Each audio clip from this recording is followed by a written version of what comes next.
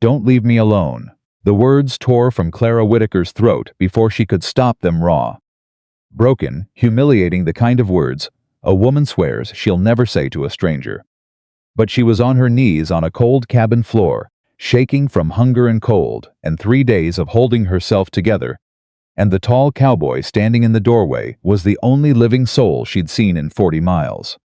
She had nothing left, no pride, no plan, nothing but those 4 desperate words and the terrifying hope that he wouldn't turn away. If this story already has your heart, subscribe to our channel and follow Clara's journey all the way to the end. And drop a comment telling us what city you're watching from. I want to see exactly how far this story travels. Clara Whitaker had spent her entire life believing that strength was the only currency a woman without family could afford. She had learned that lesson early at 7 years old, standing in the doorway of her parents' bedroom in a small house in Ohio, watching the doctor pull a white sheet over while her father sat in the corner chair with his hands pressed flat against his knees. Not crying, not speaking, just staring at the wall like a man whose mind had already left the building and didn't plan to come back.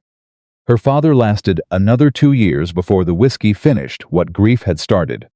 After that, Clara raised herself. She worked in kitchens. She took in laundry.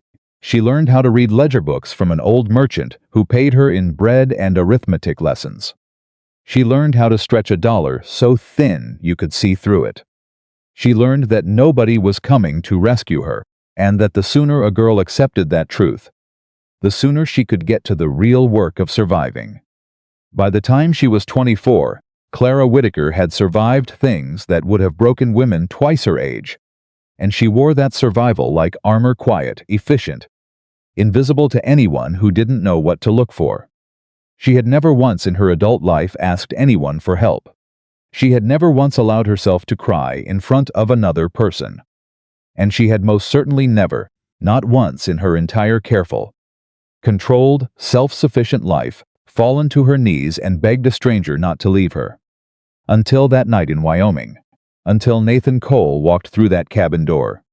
The letters had started 8 months earlier.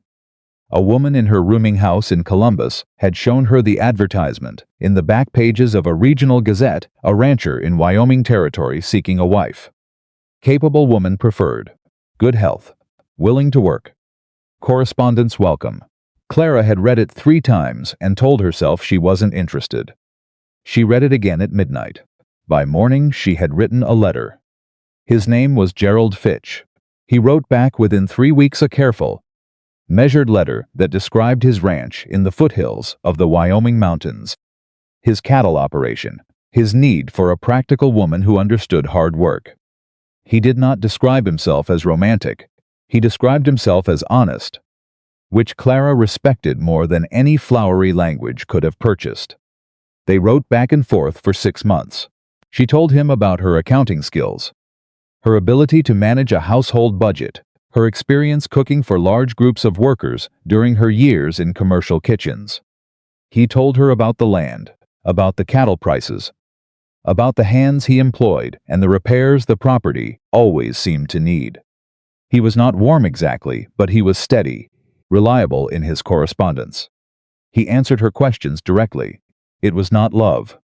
But Clara had stopped believing in love around the same time she stopped believing in fairy tales, somewhere around age 9. When she realized that the stories always ended before they showed what happened when the money ran out, and the roof started leaking, and the man who promised to protect you decided the bottle was easier company than a real woman's needs. She believed in security. She believed in honesty. She believed in 2 people agreeing to face the same direction and keep walking. Gerald Fitch seemed like a man she could walk beside. In February, he sent her a train ticket. She packed her 2 dresses, her accounting ledger, her mother's silver thimble, and every dollar she had managed to save over 3 years of careful living. She told herself she was not afraid. She almost believed it. The train ride west took 11 days.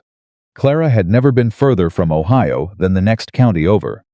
She watched the landscape change through the grimy window glass, flat farmland, giving way to rolling hills. hills giving way to open prairie that seemed to go on forever in every direction.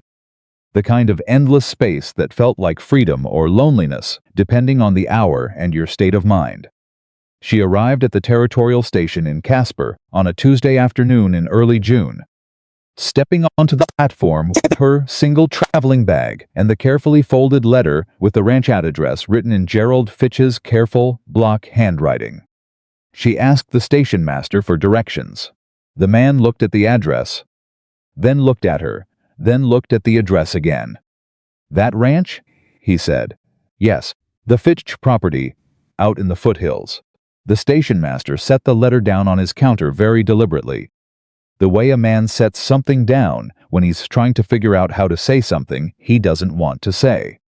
"Ma'am," he said, "that land was sold 4, maybe 5 months ago." Clara felt something drop in her chest. "A small cold thing," she said. "Whole operation. Fellow named Fitch sold it to a land company out of Denver. Packed up and left before winter." She stood very still. "Do you know where he went?" The station master shook his head. Then he hesitated. "I did hear he moved on with a woman. Some widow woman from up near Cheyenne. But that's just talk. I can't say for certain." Clara picked up her letter. She folded it back along its original crease lines. She put it in her coat pocket. "Thank you," she said. And she walked out of the station. She spent the first night in a boarding house, paying for a single room with money she had mentally assigned to other purposes. She sat on the edge of the narrow bed and did what she had always done in moments of crisis. She took inventory. Facts: she was in Wyoming Territory. She knew no one. She had a limited amount of money, enough for perhaps 3 or 4 weeks of modest accommodation if she was careful. She had skills. She had her health. She had the ability to think clearly. The man who had promised her a future had disappeared with another woman. She let that fact sit for approximately 4 seconds. Then she pushed it to the side and went back to the problem of what she was going to do next. She spent 3 days going from business to business in Casper, looking for work, bookkeeping, kitchen work, any kind of domestic service. The town was small. The economy was tight. 2 establishments told her they might have something in a month. One man offered her a situation that she recognized immediately for what it was and walked away from without responding. By the 4th day, her money situation was becoming serious. By the 6th day, she had made a decision. She had heard, from talking to people around town, that there were ranches further out, larger operations further into the territory, closer to the mountain range, where the land was harder but the work was steadier. One woman at the general store had mentioned a rancher named Cole who ran the largest spread in the northern county. She said he had a reputation for running a clean, honest operation. She said he was a widower. She said he rarely came to town and mostly kept to himself. "Does he ever hire household help?" Clara asked. The woman considered. "Wouldn't know. He don't talk much to people. Keeps to himself mostly. After he lost his wife, she paused. He sort of just closed up. You know how some men are." Clara knew exactly how some men were. She had watched her father do the same thing. But a widower running a large ranch alone, that was a specific kind of problem she might be able to solve. She got directions from the storekeeper's husband. She made sure she understood the road. She thanked them both, bought a modest amount of food supplies for the journey, and started walking the next morning before dawn. It was further than she had anticipated. By the 2nd day, the road had thinned to a trail, and the trail had become less certain in places where the terrain changed. She had rationed her food carefully, but the distance and the summer heat were harder than she had expected. By the 3rd morning she had made a navigational error somewhere, because the landmarks the storekeeper's husband had described were not matching up with what she was seeing around her. She was not lost exactly. She knew she was still moving in the right general direction. But the ranch should have been visible by now, and it wasn't. And then the weather changed. The summer storm came up fast and cold, the way Wyoming weather apparently did. And Clara found herself caught out in open territory with driving wind and the kind of hard sideways rain that soaks through every layer of clothing in under 5 minutes. She spotted the cabin by pure chance, a small structure set back from the trail. Barely visible through the weather, she had no idea if it was occupied. She was past the point of caring about social protocol. She pushed the door open and stepped inside. The cabin was empty. Abandoned, from the look of it dusty and cold, with a broken shutter banging against the exterior wall and a single cracked window. There was a rough wooden floor, 4 walls, a roof that mostly held. Clara set her traveling bag down. She was soaking wet. She was desperately tired. She had not eaten since the previous morning, and her legs were shaking in a way she recognized as her body's signal that it was approaching the end of what it could sustain. She sat down on the floor against the wall because there was no furniture, and she pulled Gerald Fitch's last letter out of her coat pocket, and she held it against her chest, and she let herself understand, fully and completely for the first time, what her actual situation was. She had come nearly 1,000 miles. She had spent everything she had. She was sitting in an abandoned cabin in an empty territory in the middle of a storm. And there was no plan. There was no next step waiting to be taken. There was just the storm and the cold floor and the sound of rain on a leaking roof and a letter from a man who had already moved on to someone else. She did not cry. She had long ago trained herself not to cry. But she sat in that cold cabin for a very long time, and the darkness pressed in around her, and something in her chest felt like it was cracking slowly open, the way ice cracks in a thaw, not dramatically, not all at once, but steadily along fault lines that had been there for a long time. She was still sitting there when she heard the horse. The sound came through the banging shutter noise, hoofbeats. Slowing, stopping outside the cabin, she got to her feet. Her body protested the movement. She moved to the wall beside the door and waited with her heart hammering against her ribs. The door opened. A man stepped in out of the rain, tall, broad-shouldered, wearing a long oilskin coat that shed water in streams. A hat pulled low. He stopped when he saw her. His hand went instinctively to his side before he seemed to consciously stop the movement.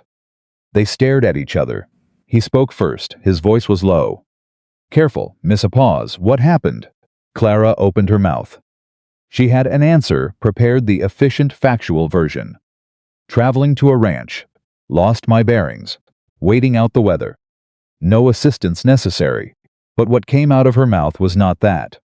What came out was 3 days of walking, and 6 days before that of watching her options disappear one by one. And 8 months of letters that turned out to be promises written in sand. And a lifetime of holding herself together through things that should have broken a person. And the specific, annihilating exhaustion of being strong for so long that you've forgotten what it felt like before you started. "Don't leave me alone." The words tore out of her like they'd been waiting for a long time to get free. She heard herself say them and felt immediate, burning shame. She pressed her lips together, looked away from him. Her hands were shaking. "I'm sorry," she said very stiffly. "That was I apologize. I don't normally." "Stop apologizing," the man said. She looked back at him. He had pushed his hat back from his face. She could see him more clearly now, somewhere in his mid-30s, maybe older, hard to tell with outdoor men. A face that wasn't handsome exactly, but was striking in a way that had more to do with its stillness than its features. Dark eyes.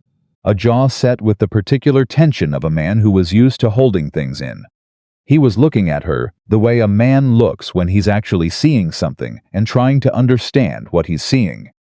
"When did you last eat?" he said. "Yesterday morning." "When did you last sleep?" "I slept last night." On the floor, he looked at the floor, then at her. A short silence. "My ranch is about 3 miles north," he said. "I can take you on the horse. You can have a meal and a proper bed." He paused. "That's all. Just a meal and a bed, no conditions." Clara looked at him. She had spent years developing the ability to read people quickly. It was a skill you acquired when you worked for strangers, and your safety sometimes depended on it. She was looking for the thing underneath the offer. The calculation, the angle. She didn't find one. "I can work," she said. "I won't take charity." "I didn't offer charity," he said. "I offered a meal and a bed. You can argue about the rest later." He extended his hand, not romantically. Not even particularly warmly, just practically. Nathan Cole. That's my ranch north of here. She looked at his hand. Then she took it. Clara Whitaker, she said. He had not been wrong about the 3 miles. It felt longer in the rain and dark, seated sideways on the horse, in the only way that was practical for a woman in skirts. Gripping the saddle horn while Nathan Cole rode with the particular economical efficiency of a man who had been on horseback most of his life and no longer thought about it consciously. He did not speak during the ride. She didn't either. When the ranch buildings came into view, she couldn't see them well in the dark and rain, but could make out the shapes in the main house windows. She felt something in her chest relax slightly. Not relief exactly. More like the particular loosening of a muscle that has been clenched so long it had stopped registering the tension. He helped her down from the horse, not fussily, just steadily. Go inside. I'll put the horse up. She went inside. The ranch house was not what she expected. It was larger than the cabin she'd come from, larger than anywhere she had ever personally lived. But it had the specific quality of a place that had once been cared for and had been slowly, gently neglected, not from cruelty or laziness, but from the particular brand of neglect that sets in when someone stops noticing their surroundings because they have stopped caring about them. There was a kitchen with a cold stove, a large main room with good furniture that needed dusting, and a fireplace that needed cleaning. Dishes stacked not dirtily, but not particularly carefully. A coat rack by the door with one coat on it his. She found the kitchen, found the stove wood, and had a fire going by the time Nathan Cole came back in Arn from the bar. He stopped in the kitchen doorway. You don't have to. I told you I can work, Clara said. Sit down. I'll have something warm in 20 minutes. He sat down. She found salt pork in the larder and cornmeal and dried beans that had been soaking. Nobody knew how long, and eggs from hens she could hear somewhere outside, and she put together the kind of meal she had learned to put together when the ingredients were whatever was available, and the goal was nourishment rather than artistry. Hot food, hot coffee that she found in a tin on the shelf. She set it in front of him. He looked at the food. You made this in 20 minutes. I've been feeding myself from worse larders for 15 years, she said. Eat it while it's hot. She ate standing at the counter because it didn't occur to her to sit. And she was halfway through her own plate before she noticed that he had stopped eating and was watching her with an expression she couldn't quite categorize. What? She said. Nothing, he said, and went back to eating. Later, when she was shown to a real room, with an actual bed and a window and a door that latched, she sat on the edge of the mattress and did her inventory again. Facts: she was indoors, she was fed, she was warm. She was not in immediate danger. Tomorrow she would ask Nathan Cole directly about work, what the ranch needed, what she could offer, what a fair arrangement would look like. She would be honest about her situation. She would not beg, would not manipulate, would not place herself in a position of dependency. She was not going to fall apart again the way she had in that cabin. She was not going to say things like, "Don't leave me alone," to a man she had met 4 hours ago.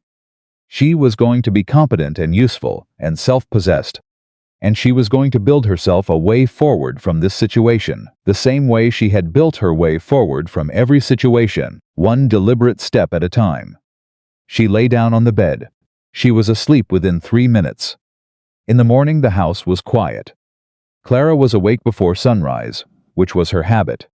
She dressed quickly, found the kitchen, restarted the stove fire, and had started working through the larder inventory before she heard boots on the porch. Nathan Cole came through the back door and stopped. He looked at the kitchen, at the organized shelves, at the coffee on the stove, at her, standing with a ledger, one of her own, pulled from her traveling bag, and a pencil, making notes. You were right, she said, not looking up. You're low on flour.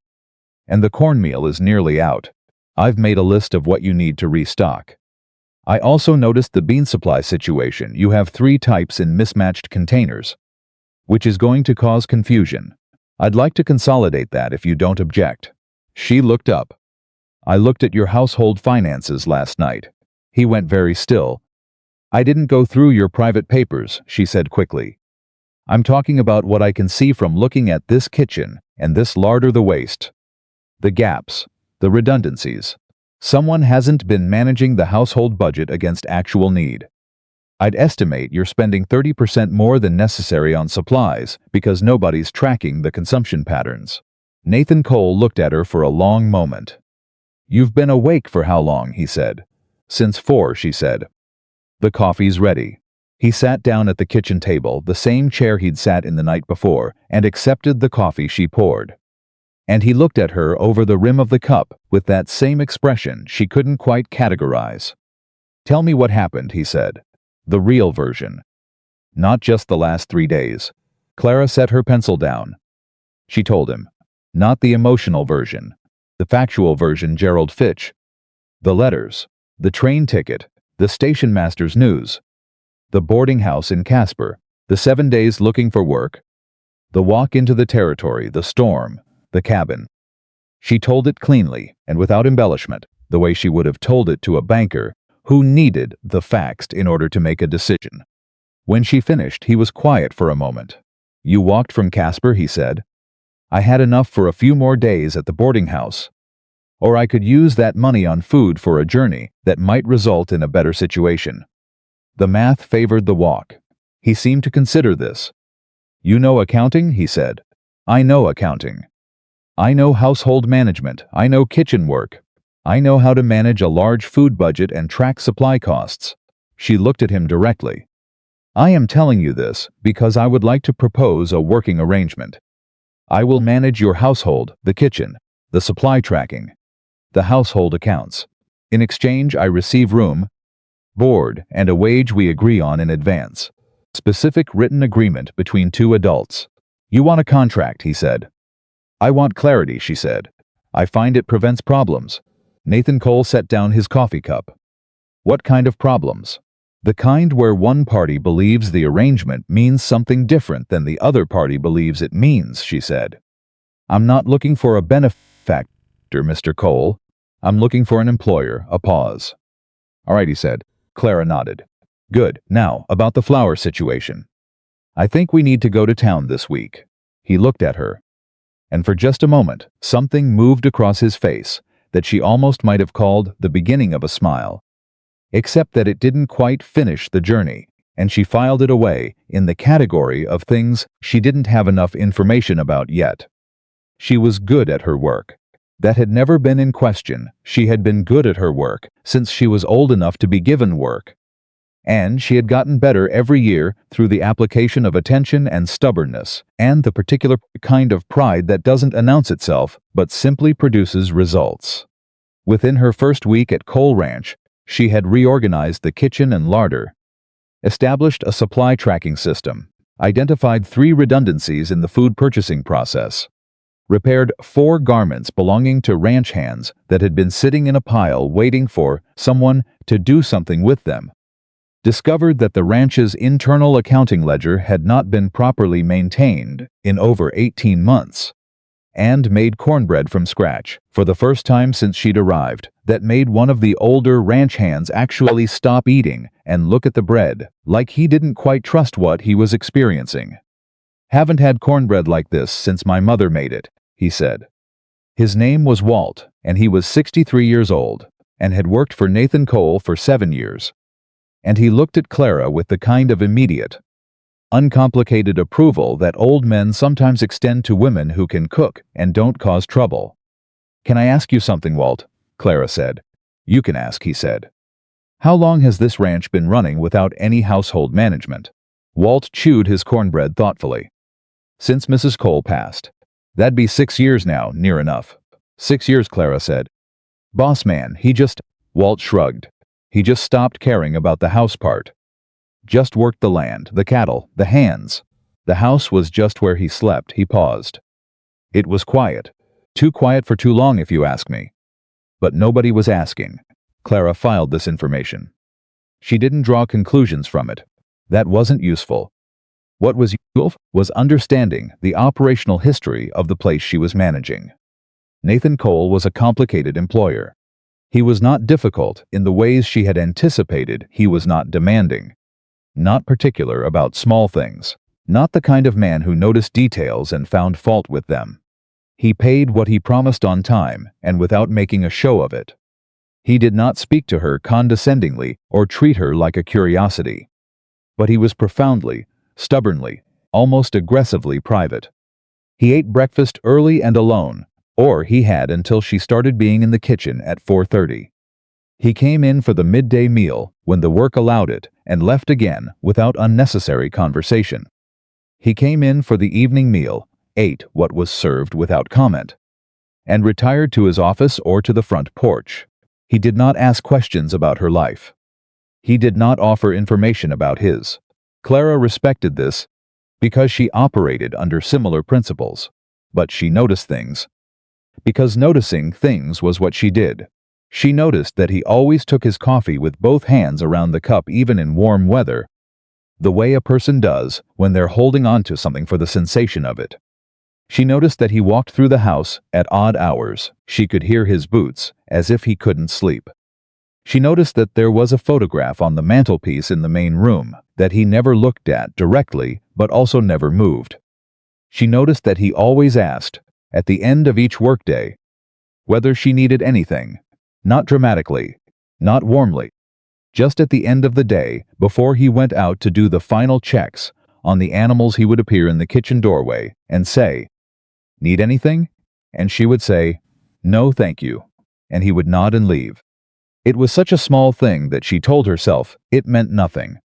It was the kind of courtesy that any decent employer might extend to a member of his household. But she noticed it. The trouble with Charles Whitmore began on the third week. She first heard the name from Walt, who mentioned it in passing while she was hanging laundry on the backline coal ranch, didn't have a proper drying arrangement, and she had improvised one that was working satisfactorily. Whitmore was in town, Walt said. He said it the way a man says something that sounds casual but isn't. Asking around about the ranch, Clara kept hanging laundry. "Who's Whitmore?" "Man who's been trying to buy up land in this part of the territory for 3 years, Walt said. Runs a land operation out of Cheyenne, offers fair prices, they say. But the ranchers that sell to him end up regretting it. Something about the way the contracts work, some kind of arrangement in the fine print that gives him rights over adjacent water access." He paused. "He's been after Mr. Cole's range for 2 years. Mr. Cole's told him no 3 times. Clara turned around. "What was he asking about in town?" Walt looked at her steadily. "He was asking about you." A pause. "About me specifically," she said. "About the woman staying at Cole Ranch," Walt said. "Where you came from. How you ended up here." Clara went back to the laundry. "Thank you for telling me," she said. She thought about that for the rest of the afternoon. Quietly, while she finished her work.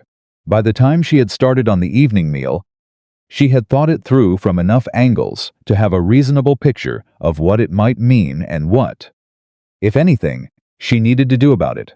She decided to bring it up with Nathan directly. She waited until he came in for supper, let him settle, let the meal get started, and then said, "Walt mentioned Charles Whitmore was in town asking about me." Nathan went still with his fork halfway to his mouth. He set it down. "When did Walt tell you that this afternoon?" A long pause. "And?" he said. "And I thought you should know that I'm aware someone is gathering information about my situation," Clara said. "I don't know yet what he plans to do with that information. But I'd rather you know that I know, so that if he approaches you, you're not taken off guard." Nathan looked at her across the table. "What do you think he wants?" he said. "I think he wants something he can use," she said. "Either against you directly, or through me. I'm a point of vulnerability, a woman staying at your ranch with an unclear history and no local roots. That's the kind of thing a person like that would look at and see opportunity." Nathan was quiet for a moment. Then he said something that surprised her. "Are you worried?"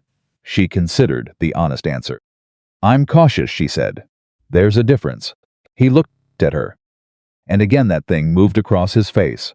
Not quite a smile. Something in the vicinity of respect. "Walt's right that he's been after the range," Nathan said. He wants the water access on the eastern boundary. If he gets it, he effectively controls what I can do with the cattle operation in drought years. He picked up his fork again. He's tried the direct approach, I told him no. So he'll try an indirect approach, Clara said. Looks like. What kind of man is he? Nathan chewed. Smart. Patient. Doesn't push until he sees the right angle. He paused. He doesn't do anything illegal, exactly. He just finds legal ways to do things that shouldn't be done. Clara nodded slowly. Then we need to make sure there's no angle to push from, she said. Nathan looked at her sharply. We, he said. She met his eyes. Unless you'd prefer to handle it alone. A pause. No, he said, and they went back to their supper. But Clara noticed, she always noticed, that something had shifted slightly in the air between them. Some small adjustment in the space between employer and employee. Too small to name, too real to ignore, she filed it away. And she wondered, not for the first time since she had arrived in this strange territory and sat in this stranger's kitchen and decided to build something from nothing. What exactly she was building, and whether she had any real control over where it was going. The answer, she suspected, was less than she would have liked. But she kept working anyway, because that was what she had always done. And because the alternative stopping, giving up, walking away from the only solid ground she had found in 1,000 miles of looking, was simply not something she was capable of choosing. She would figure the rest of it out. She always did. The arrangement between Clara Whitaker and Nathan Cole was supposed to be simple. She managed the house. He managed the land. They were polite to each other at meals and professional in every conversation that happened between meals. And there were no complications and no misunderstandings and no situations that couldn't be resolved by two reasonable adults who had both agreed, explicitly and in writing, on the terms of their relationship. That was the arrangement. What actually happened was considerably more complicated. It started with the books.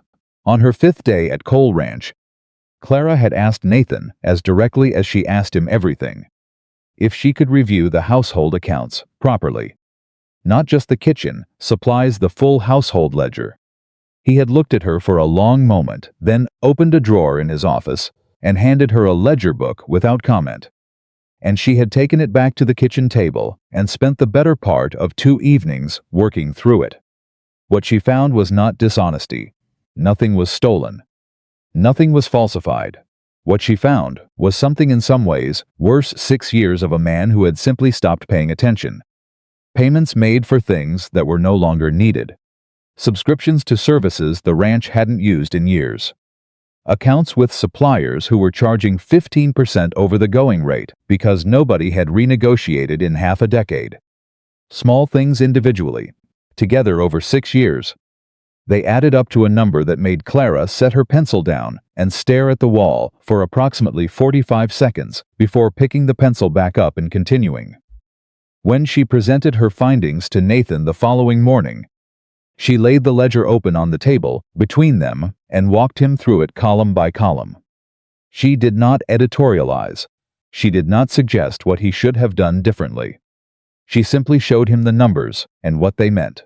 He was quiet for a long time. I knew it was getting away from me, he said finally. I just didn't. He stopped. Started again. There wasn't anyone to care. Clara had learned enough about managing other people's feelings to know that this was the kind of statement that wanted a response, not a practical response. Not the response she would have given to a banker, but the human kind.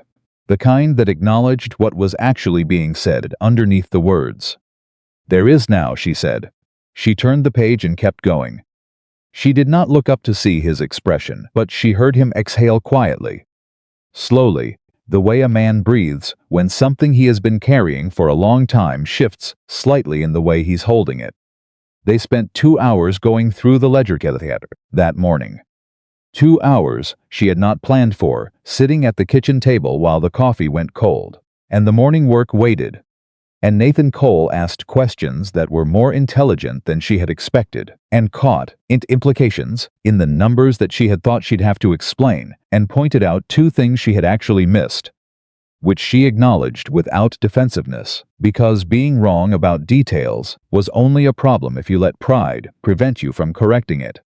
When they finished, he closed the ledger. "You're good at this," he said. "Yes," she said. Not arrogantly, just factually.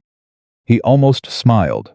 She was getting better at recognizing the signs of that particular, almost smile, the slight softening around his eyes.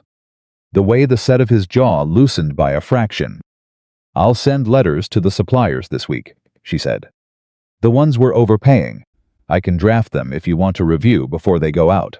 "Fine," he said. "And I want to go through the cattle operation accounts next. If you're willing.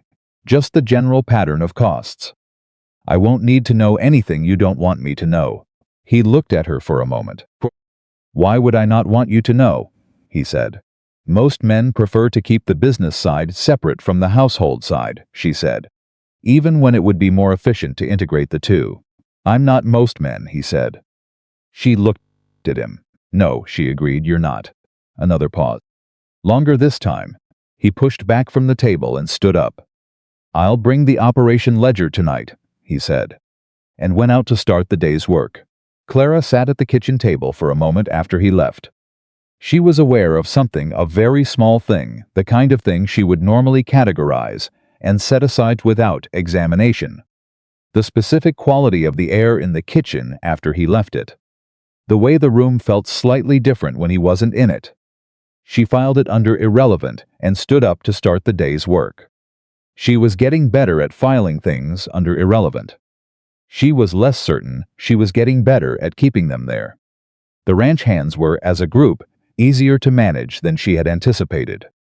There were 6 of them, plus Walt, and they ranged in age from a young man named Eddie, who was barely 19 and had the earnest, slightly confused quality of someone who was still figuring out what kind of man he was going to be, to Walt himself at 63, and the rest were strung out at various points between those two poles. They were not unfriendly. But they were cautious, the careful caution of people who had watched the house sit empty for years and weren't sure what to make of a woman who had materialized in their kitchen and started reorganizing everything within 48 hours. Clara understood this.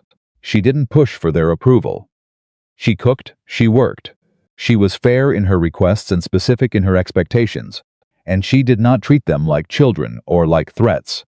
And by the end of the first week, most of them had settled into a comfortable relationship with her presence that involved eating everything she put in front of them and occasionally appearing at the kitchen door to ask if there was more coffee. Eddie was the one who talked to her most. He appeared in the kitchen on her 7th morning while she was working through supply lists, and he sat down at the far end of the table like a man trying to occupy the smallest possible amount of space. And he said, "Ma'am, can I ask you something?" "You can ask," she said. Which was Walt's line, and she realized she'd borrowed it without thinking. "How come you know how to do all this stuff?" he said. He gestured vaguely at the kitchen, at the organized shelves, and the efficient system she'd built, and the smells coming from the stove. "Like all at once." "Because I've been doing it since I was about your age," she said.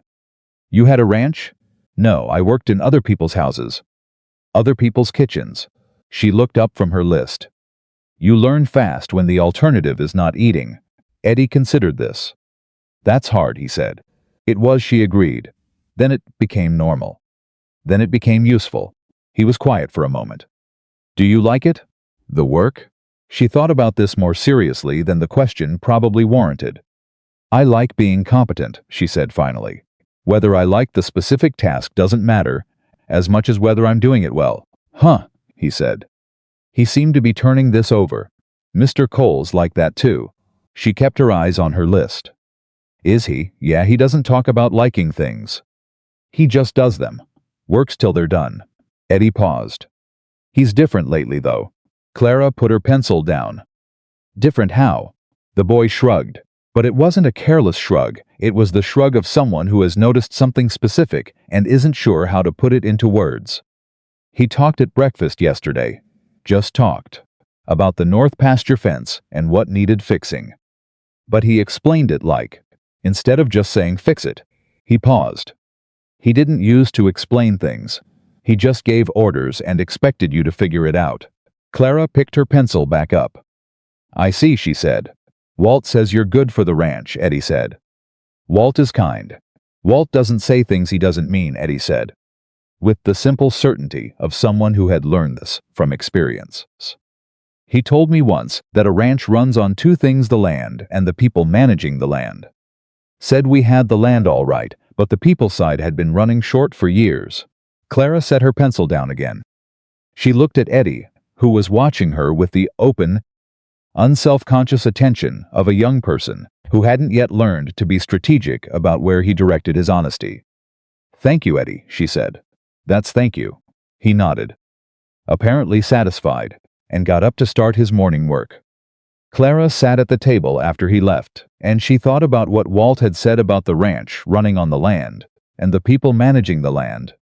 And she thought about 6 years of a man going through the motions of running a large operation, while the house sat silent around him.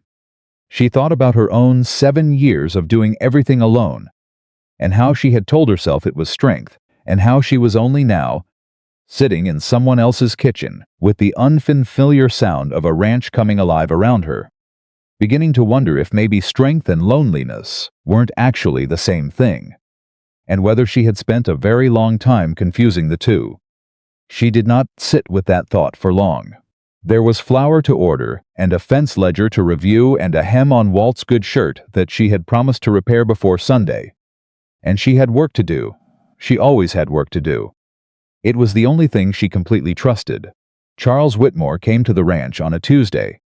She knew he was there before she saw him because she heard the horses more than one, and coming at a pace that was faster than ranch business usually required, and something about the sound made the back of her neck tighten before she'd had a conscious thought about why. She was in the kitchen when she heard Nathan's voice from the front of the house, and another voice, smooth, unhurried, the kind of voice that had learned somewhere along the line that speaking slowly made people assume you were important. She dried her hands on her apron. She walked to the kitchen doorway where she could hear clearly without being in the room. Just a social call, Cole. No need for that look. I know what your social calls cost. Whitmore, Nathan's voice was flat. Say what you came to say. A pause. I heard you had a new arrangement. A woman from Ohio. Is it? Arrived under interesting circumstances. Another pause. People talk, you know. In a territory this size, people notice things. People can notice whatever they like. Of course. Whitmore's voice was pleasant, the kind of pleasant that isn't. I just thought you should know that the story going around town is a somewhat colorful one. Woman traveling alone, no family, no clear destination. Ends up at a widower's ranch. He let that sit for a moment. I'm sure the reality is perfectly straightforward. But you know how people interpret these things. Clara stepped into the room. She did it deliberately, without hurrying the way she had learned to enter difficult rooms. With her posture straight, and her face composed, and her eyes going directly to the other person's, as if she had been expecting to see him there all along. Whitmore was a large man, well-dressed in the way that people from cities dress when they want to look like they've always known what good clothes cost. He had a broad face and careful eyes, and a mouth that was set in a pleasant expression that didn't connect to anything behind it. He looked at her. She looked back. Mr. Whitmore, she said. I've been hoping to meet you. He blinked. Just once. Quickly, a small crack in the pleasant expression. Is that so? It is, she said. I'm Clara Whitaker. I manage Mr. Cole's household accounts and operations. I've been reviewing some of the land contract arrangements in this part of the territory as part of understanding the ranch's financial position. She kept her voice perfectly even. I've found some interesting patterns.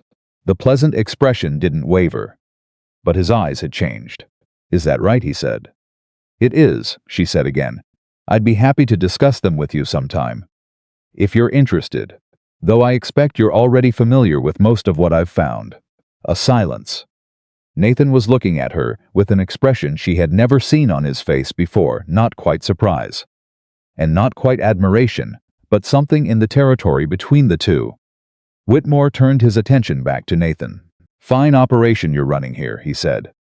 His voice had lost some of its smooth unhurriedness. "I'll leave you to it." He nodded at Clara with a courtesy that had an edge to it. "Miss Whitaker." "Mr. Whitmore," she said. He left. Clara listened to the horses leave the yard. Nathan was quiet for a moment. "What patterns?" he said. "I don't know yet," she said. "I was guessing." He stared at her. "You were guessing? I knew he'd come here to make you nervous about my presence. The best way to neutralize that was to make him nervous about mine instead." She looked at Nathan. "I'm sorry I said something I couldn't back up yet. But I'll find something to back it up with. I want to go through those contract records you mentioned, the land transfers in the county from the last 3 years. If he's doing what Walt described, there'll be a pattern in the paperwork. And if there isn't, then I'll have learned something and we'll try a different approach." She paused. "Do you have access to those records?" "The county keeps them." "I can request copies." "Good." She started back toward the kitchen. "Get them." And Nathan, he turned. "Don't let him see that I rattled him," she said. "Whatever he sends next, don't react. We need him to underestimate what we know." She went back to the kitchen. She stood at the counter for a moment, with her hands flat on the surface, breathing deliberately, because her heart was beating considerably faster than her calm exterior had suggested. And she needed a moment to let her body catch up with the performance her mind had just turned in. Then she picked up her pencil and went back to work. That evening, Nathan brought her coffee without being asked. He simply set it on the table beside her ledger and sat down across from her. And she looked at the coffee and then at him. "Thank you," she said. "You did something today that I couldn't have done," he said. It was stated plainly, without embellishment. "You would have found a way." "No." He shook his head. "I would have told him to get off my land. That would have made him careful and angry. What you did was different." Clara wrapped both hands around the coffee cup. "I made him uncertain. An uncertain man makes mistakes." "Where did you learn that?" "From watching people who had power over me," she said. "When you have no resources, you pay attention to how the people who do have resources operate. It's the only advantage available to you." He was quiet for a moment. "That sounds like a hard way to grow up," he said. "It was effective," she said. "That's not what I said." She looked at him. He was watching her with an attention that was different from the way he usually watched her, less like an employer taking stock of an employee, and more like a person trying to understand something that was proving difficult to categorize. She looked back at her ledger. "The county records," she said. "Can you get them by end of week?" "I'll ride to town tomorrow," he said. "Good." A pause. "Clara." She looked up. He seemed to weigh something. "Then let it go." "Nothing," he said. Getz stood, picked up his coffee, and left the kitchen. She sat at the table for a long time after. Not work, just thinking, and trying to understand why the room felt different when he walked out of it, and why she kept noticing that it did. The county records arrived on Friday, and what Clara found in them was not what she expected. She had expected irregularities, contract language that favored Whitmore in ways that weren't obvious at first reading. Fine print that granted rights the sellers didn't understand they were signing away. She had expected the careful, patient manipulation that Walt had described, the kind of thing you could see once you knew to look for it. She had not expected what was actually there. She had been working through the records for 2 hours when she found the first one, a land transfer from 3 years earlier, a ranch 12 miles to the south that had sold to Whitmore's land company. The contract on its face was straightforward, but in the annexure, an additional document attached to the main contract that most people would have skimmed or skipped entirely. There was a clause about water rights that did exactly what Walt had described, except that it went further. It didn't just grant Whitmore access to the water. It granted him the right under specific drought conditions as defined in the document, and the definition was written carefully enough to be triggered by almost any dry summer to restrict water flow to adjacent properties. Properties like Coal Ranch. She read it twice. Then she found the second one. A different ranch, different date, same clause, almost word for word. And the third. By the time Nathan came in from the afternoon work, She had found 6 contracts with versions of the same clause, each one involving a ranch that shared a water boundary with Coal Ranch's eastern range. She spread the documents on the kitchen table. "Sit down," she said. He sat down. She walked him through it slowly, the way she had walked him through the household accounts, column by column, document by document, each piece of the picture and how it connected to the next. She showed him the 6 contracts. She showed him the water rights clause. She showed him what the clause meant when you mapped it against Coal Ranch's eastern boundary. He didn't say anything for a long time. "He's been building this for 3 years, Nathan said finally. "At least 3 years, she said. "These are just the records I have access to. There may be earlier ones. If he gets my range, you lose the eastern grazing in any drought year," she said. "And with water access restricted from 6 adjacent properties, any drought year becomes a crisis year. You'd have to reduce the cattle operation significantly or sell." She paused. "Which is what he wants. The land at distress prices." Nathan's jaw had gone tight. "I'm going to need a lawyer," he said. "Yes, a good one. Someone who specializes in land contracts, not general practice. There's a man in Cheyenne. How fast can you reach him?" Nathan looked at her. "I can leave tomorrow morning," he said. "Then leave tomorrow morning," she said. "And take copies of these contracts. All of them." She had already started making copies careful. Exact reproductions in her clear accountant's handwriting, with annotations marking the relevant clauses and her notes on how they interconnected. Nathan watched her hands moving across the paper. "You've been doing this all afternoon," he said. "Since noon," she said. "You didn't stop for the midday meal." "I wasn't hungry, Clara." He said her name like it was a sentence by itself. She looked up. "You didn't have to do this." She looked at him for a moment. He meant it. She could see that he meant it, and the specific quality of the way he meant it was something she wasn't quite sure how to receive. It was not the gratitude of an employer for an employee who had done good work. It was something more personal than that, something that acknowledged her as a person who had chosen to do something, not just a resource who had been directed to perform a function. "This ranch is the only solid ground I've found in 8 months," she said. "I have reasons to want to protect it." He held her gaze. "Yeah," he said quietly, "so do I." They looked at each other across the table covered in legal documents. And something moved in the air between them, not dramatic, not announced, not the kind of thing that could be named and catalogued and filed under irrelevant. Clara was the one who looked away first. "Get some sleep," she said. "You have a long ride tomorrow." He stood. He was almost at the kitchen door when he stopped. "The day you arrived," he said, without turning around. "You asked me not to leave you alone." She went still. "I know," she said. "I want you to know." He stopped. "Start it again. I was never going to leave." He went out. Clara sat at the table for a long time after, not moving, not working, just sitting with the weight of 8 words that had just rearranged something inside her chest that she had not realized was still capable of being rearranged. She thought about what it meant to be seen by someone, not evaluated, not assessed, not useful or not useful, just seen. The way you see a person when you've been paying attention to them for long enough that you start to understand not just what they do, but why they do it. She had spent most of her life making herself invisible in order to survive. Competent, yes. Present, yes. But not visible, not really visible. Not in the way that required another person to look at you and understand that there was a whole interior life behind the efficiency and the lists and the carefully maintained composure.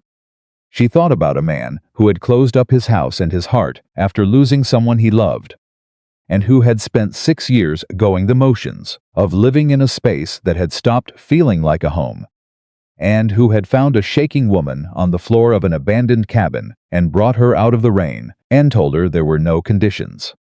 She thought about how the house felt different now. She thought about how she felt different now. And she picked up her pencil and went back to making copies of the land contracts. Because there was work to do, and she was not the kind of woman who let herself get derailed by feelings that she didn't yet know what to do with. But her hands, she noticed, were not quite steady. And this time, she didn't try to file that observation under irrelevant.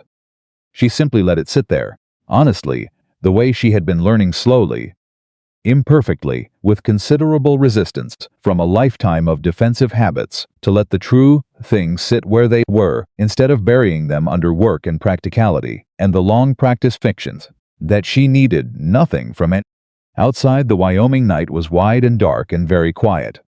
Inside the kitchen of Coal Ranch, a lamp burned late, and a woman who had spent her entire life measuring the value of everything in terms of usefulness sat with a growing awareness that some things were valuable in ways that couldn't be captured in any ledger she had ever kept. Nathan Cole left for Cheyenne the next morning before dawn. He left without waking her. She found out later from Walt that he had been saddled and gone by 4:30, but he left a note on the kitchen table, which she found when she came down at her usual hour. The note said, "Back in 4 days, Walt knows what to do. Lock the front door." 3 lines. Nothing else. She read it twice. Then she folded it and put it in her apron pocket, which was not a practical thing to do with a note that didn't require any action. And she started the stove fire, and she told herself that the reason she had put the note in her pocket instead of setting it aside was simply that she hadn't had anything nearby to put it on. She did not believe this, but she kept the note there all day. And she noticed, every time she moved, the slight weight of it against her hip. She told herself that meant nothing either, and she almost believed that too. Nathan came back from Cheyenne on the evening of the 4th day, exactly when he said he would. Clara heard the horse before she saw him, and she was already at the back door when he came into the yard, not because she had been watching for him, she told herself, but because she had been listening for the signal to start heating water for the evening meal. And a returning rider was a practical thing to be aware of. She told herself this very convincingly, right up until the moment she saw him dismount and her chest did something she had not given it permission to do. He looked tired. The 4-day ride showed in the set of his shoulders and the dust on his coat, but his face when he looked up and saw her in the doorway had something in it that was different from the flat, contained expression she had grown used to. Something had loosened slightly, like a knot that had been given a quarter turn. "Well," she said. "Lawyer's name is Harlan Briggs," Nathan said, coming through the door and hanging his coat. 30 years of land contract work. He knew exactly what I was talking about before I finished describing the first clause. Clara exhaled. "He's seen it before? Not this specific scheme, but variations of it." Nathan sat down at the kitchen table, his chair. She had started thinking of it, the one that faced the window. He said it's been tried in 3 other territories, usually by the same kind of operator, large capital, patient timeline, enough legal sophistication to stay just inside what's allowed. "What did he say about our contracts?" "He said we have a case." Nathan looked at her directly. "He also said we need more than 6 affected ranchers. He needs a pattern that goes back further, and he needs signed statements from each seller about what they understood they were agreeing to when they signed." "They didn't understand the water clause," Clara said. "No, but Whitmore has good lawyers too, and they'll argue the sellers should have read what they signed." "Which is true," Clara said, "and also irrelevant to whether what Whitmore was doing was ethical.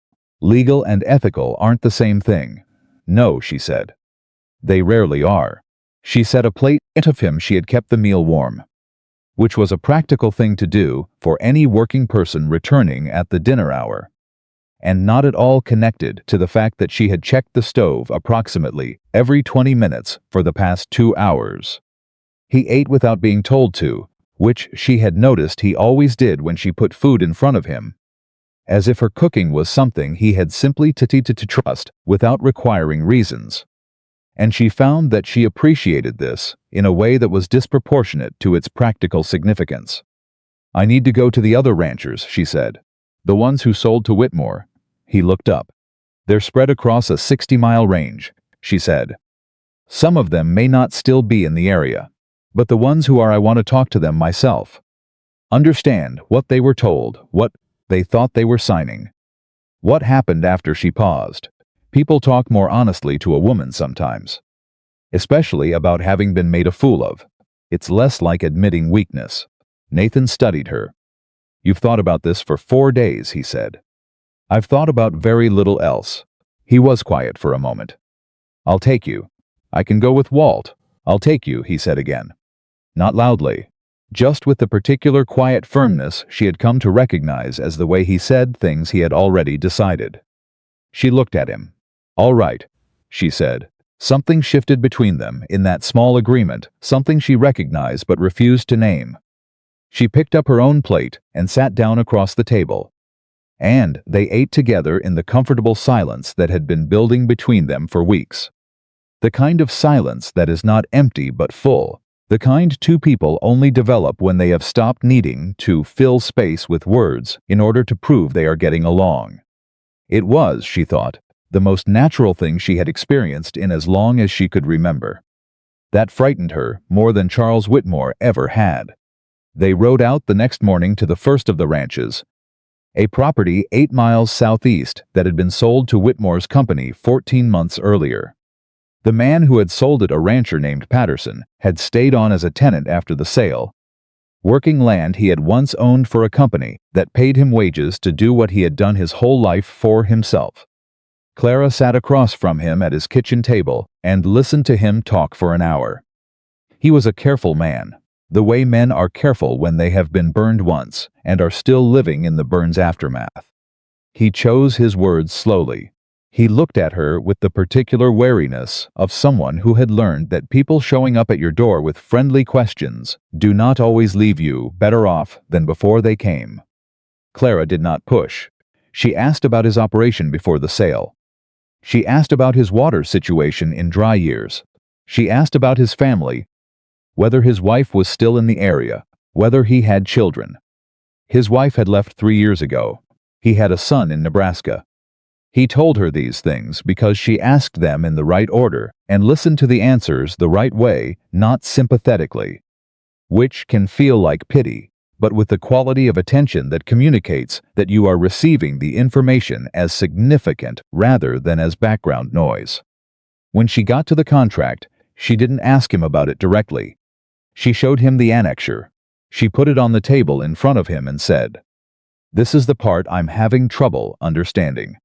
Can you read this and tell me if it's what you thought you were agreeing to?" She watched him read it.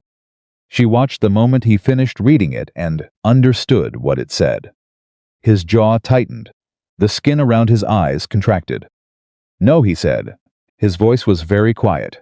"That is not what I thought I was agreeing to." "What were you told?" she said. "I was told it was standard water access language. That all the county contracts included similar language."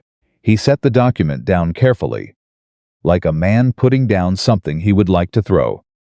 "I should have read it more carefully." "You were told it was standard," Clara said. "That's not the same as failing to read carefully. That's being deliberately misled about what you were reading." He looked at her. "Would you be willing to sign a statement," she said, "describing what you were told about that clause, and what you understood it to mean?" Patterson said Nathan. Nathan said, "Whatever Whitmore's done to this ranch, he's been doing the same thing in every direction. We're trying to stop it." A long silence. "Get me the paper," Patterson said. That was the first one.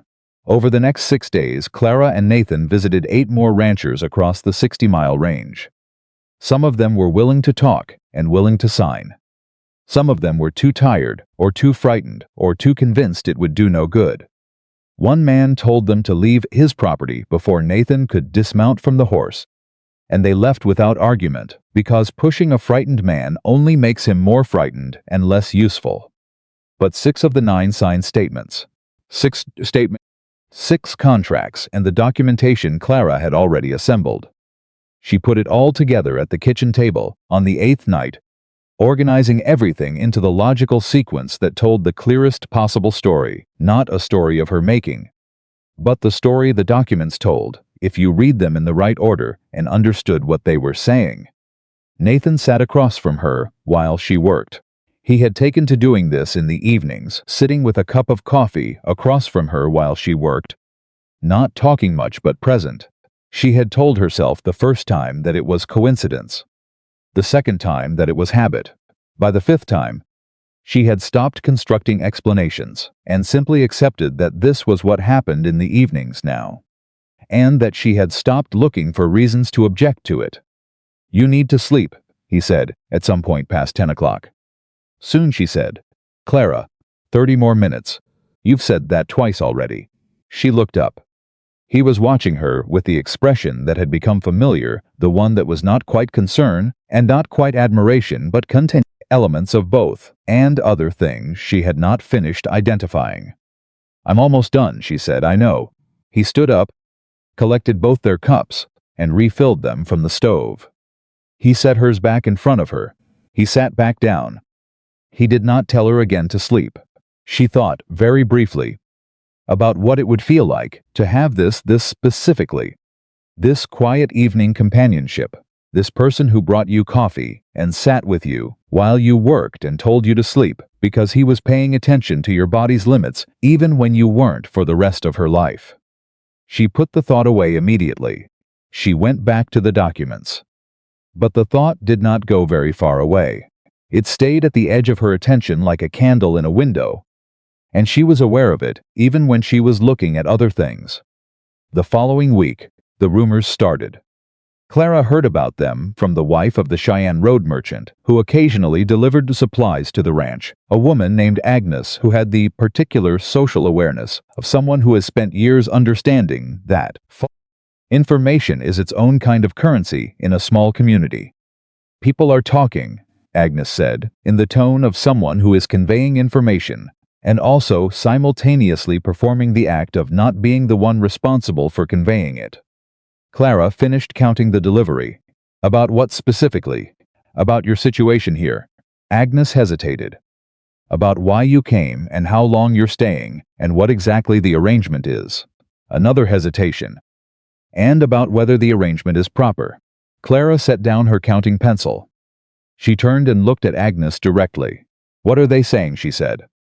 Agnes looked uncomfortable. "That a woman in your position, that Mr. Cole might be." She stopped. "People are unkind sometimes, especially when they don't understand a situation." "Who's spreading it?" Clara said. Agnes looked at her hands. "Whitmore," Clara said.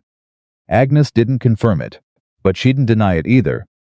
And after she left, Clara stood in the kitchen and held very still, and thought about what Whitmore was doing, and why he was doing it now, why this particular moment, this particular weapon, because she understood immediately what he was doing. She was the angle. She was the vulnerability he had identified and decided to push from. A woman staying at a widower's ranch, with no local family and an unclear history, it was exactly the kind of thing that could be turned scandal in a small territorial community. And a scandal attached to Nathan's name would damage his credibility at the county hearing that Harlan Briggs was working to arrange. It would make the ranchers who had signed statements nervous about their association with the case. It would make Nathan's position in the community, which depended significantly on the respect of his neighbors, shaky in a way that Whitmore could exploit. It was smart. She hated how smart it was.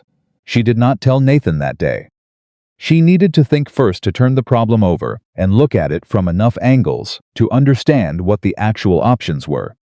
Because there were very few situations in life that only contained one option. And her experience was that the option you saw first was rarely the best one. She thought about it through the afternoon work, and through preparing the evening meal, and through the meal itself. Eating across the table from Nathan while he talked about the north pasture fence repairs, and she responded appropriately and gave no indication of what she was turning over in her mind. She thought about it after he said goodnight and she heard his boots on the stairs. She thought about it in the dark kitchen with only the stove's faint warmth. And by the time she went up to bed, she had arrived at the conclusion she had been trying to avoid since Agnes left. There was only one thing that removed the weapon entirely, and it was a thing she could not manufacture for herself. It required Nathan. She went to sleep, telling herself she would not bring it up unless he raised the subject himself. She lasted exactly 14 hours. He came in for midday dinner the next day, and something in her face must have communicated that something was wrong.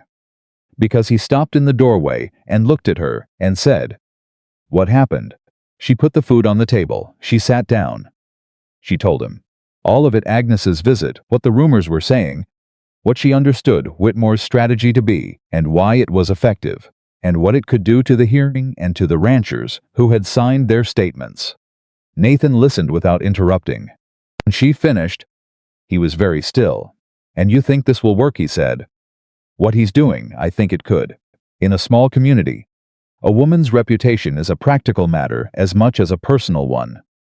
And mine in this territory is entirely dependent on your household standing. She kept her voice even. I'm not saying this to make you feel responsible. I'm saying it because you need to understand the full picture. He was quiet for a moment. What do you want to do? He said. Clara looked at her hands flat on the table. I've been thinking about the options, she said. If I leave, go back to Casper. Find work there, it removes the immediate target. But it weakens the case. You lose the person who assembled the documentation and understands it well enough to explain it at the hearing. And Whitmore has still won something. You're not leaving, Nathan said. She looked up. His voice had not been loud, but it had been absolute.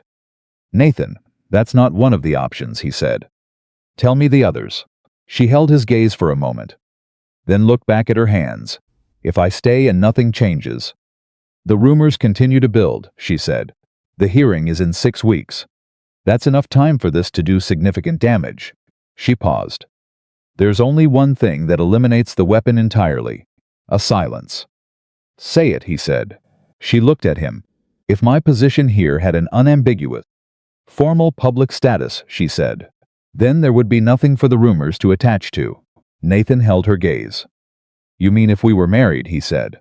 The word landed in the room like a stone in still water. I'm not suggesting that, she said quickly. I'm telling you what the options are. A formal marriage would be a practical solution to a practical problem. But I wouldn't expect you to, Clara, he said. She stopped talking. He stood up from the table, and for a moment she thought he was going to walk out. The way he sometimes walked out of difficult conversations and processed them alone and came back an hour later with a decision, but he didn't walk out. He moved around the table and he stood beside her chair. And she had to look up to see his face, and what she saw on it made her breath go unsteady. Marry me, he said, not as a question, not as a suggestion, as a statement of something he had already decided, and was only now finding the words to say. Clara opened her mouth. Closed it, Nathan, you don't have to. I know I don't have to. His voice was low and steady. I'm asking because I want to, not because of Whitmore. Not because of the case. Because I've spent 6 years convinced that the part of me that was capable of wanting this kind of thing had died with Ellen. And then you walked out of a storm and started reorganizing my kitchen, and I started waking up with something to look forward to. And I don't think that's nothing, Clara. I think that's the most important thing that's happened to me in 6 years. She felt something in her chest that she had spent most of her life walling off, something that was not useful and not practical and had no place in a ledger of any kind, pressing against the inside of her ribs with a force that made it hard to think clearly. I don't. She stopped. Started again. I don't know how to do this, she said. Very quietly. I don't know how to be someone's. I've only ever known how to manage. How to be useful. How to make sure I'm worth my place. You were never just useful, he said. Not from the first night. She looked at him. You looked at that letter, he said. The one from Fitch. And then you stood up and started making cornbread. You didn't collapse. You didn't ask me for anything except the chance to prove yourself. And I thought, he paused, I thought, there is a person who knows who she is. Even when everything else has been taken away, she still knows who she is. Clara felt the sting behind her eyes that she had not allowed in public since she was 9 years old. She pressed her lips together. I'm not an easy person, she said. Neither am I, he said. It seems like it might balance out. She looked at him for a long time. She was doing what she always did, turning the problem over, examining the angles, looking for the calculation underneath the offer. looking for the thing that would explain this in practical terms, so she could respond to it in practical terms, and not have to sit with the terrifying reality that a man she had come to, she made herself finish the thought. A man she had come to love was standing next to her chair, telling her he wanted her to stay. Not as an employee, not as a practical arrangement. As his wife, as the person he woke up for. "I need to know," she said. And her voice was not entirely steady, "that you're choosing me. Not the situation, not the problem, me." He reached down and took her hand from the table. His hand was large and work-roughened and warm, and the way he held hers was not dramatic, he simply held it. The way a person holds something they intend to keep. "I'm choosing you," he said. "I already did. I just hadn't said it yet."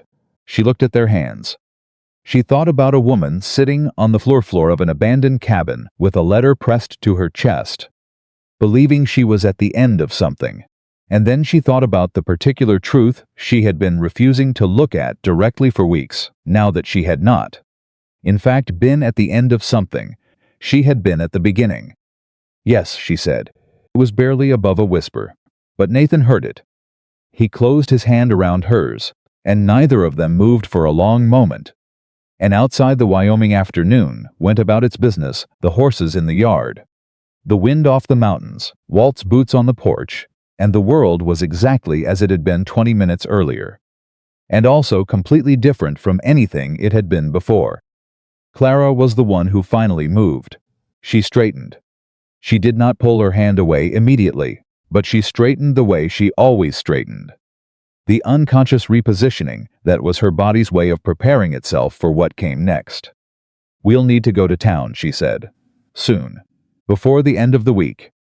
If the marriage is public record, Whitmore loses the angle. We can ride tomorrow," Nathan said. "Good." She looked at their joined hands, then she looked at him. "And Nathan, after this is finished, after the hearing and the case and all of it, I want to talk about what we're building here." She paused. "The real version, not just the practical one." "Yeah," he said. "So do..."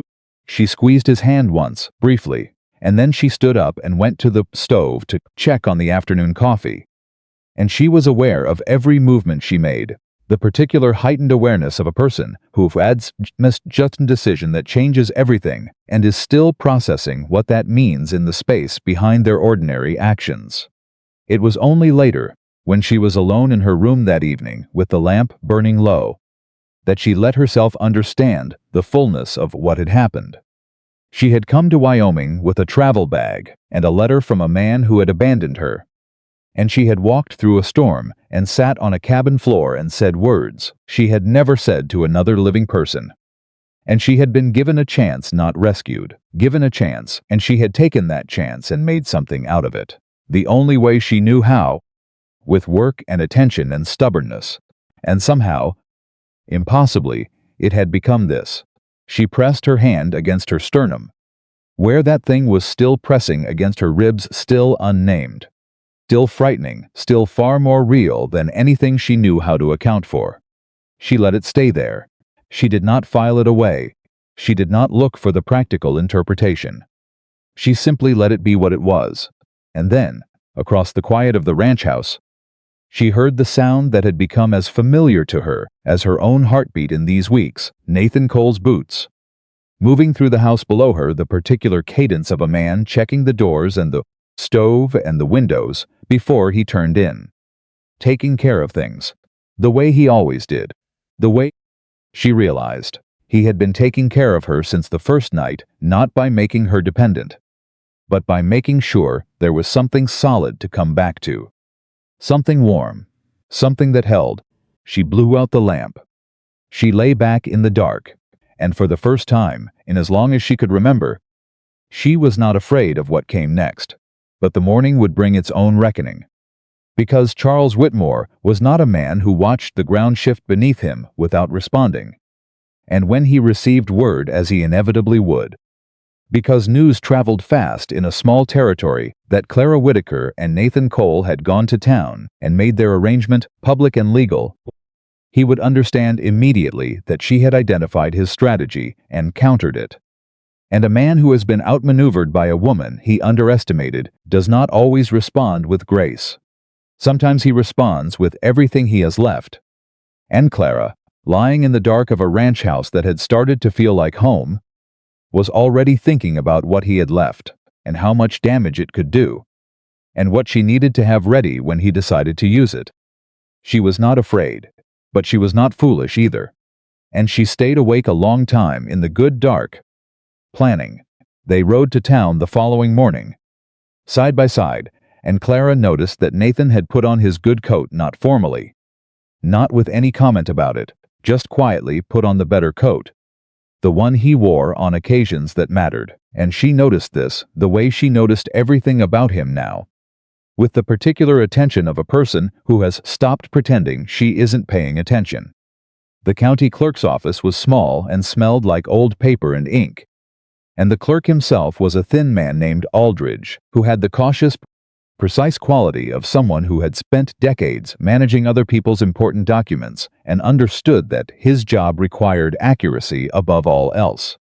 He looked at Clara and Nathan over the top of his reading glasses when they came in, and something in his expression suggested he understood immediately what they were there for, and that this was not an entirely surprising visit.